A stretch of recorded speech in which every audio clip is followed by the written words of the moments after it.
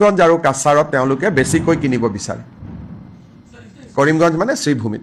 এই ব্যৱস্থাটো ষ্টেটৰ বাহিৰৰ এনজিঅ'ৰ ক্ষেত্ৰতো প্ৰয়োগ হ'ব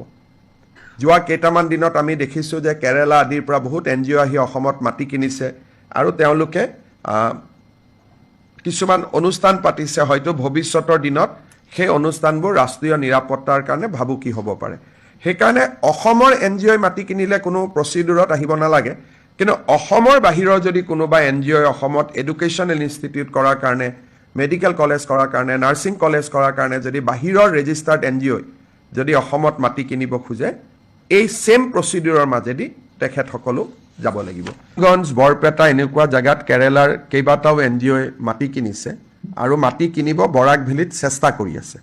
আমি বহুতখিনি ক্ষেত্ৰত আমি অলপ ৰখাই আছিলোঁ বৰপেটাত তেওঁলোকে কিনিছে কৰিমগঞ্জ আৰু শিলচৰত কিনিবৰ কাৰণে চেষ্টা কৰি আছে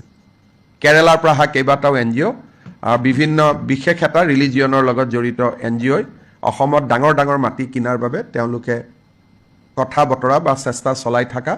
আমি গম পাওঁ বৰপেটাত তেনেকৈ কিনিছে কৰিমগঞ্জ আৰু কাছাৰত তেওঁলোকে বেছিকৈ কিনিব বিচাৰে কৰিমগঞ্জ মানে শ্ৰীভূমিত